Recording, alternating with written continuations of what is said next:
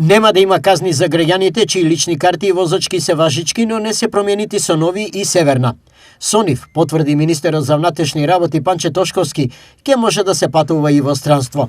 Сите лични карти кои што се важечки во рамки на рокот кој што е издаден, ќе можат да бидат употребувани со сите оние држави со кои што имаме билатерален договор да може да се влезе и да се излезе од Македонија. Тошковски упати апел во сите случаи со личните документи полицијата да се воздржува од казни и да применува само опомени. Упатувам апел да ги применат законските одредби кои што се однесуваат на опомена и укажување на сите оние кои што, да речеме, еве во овој адаптибилен период, еве така да го крстиме, се уште ќе бидат затекнати со возачка дозвола која што има важност во делот на рокот, но не е согласно одредбите од законот. Во однос на прашањето колку уште пасоши не се променити, Тошковски изјави дека максимумот е направен и дека процедурата за издавање на нови тече нормално и во законските рокови.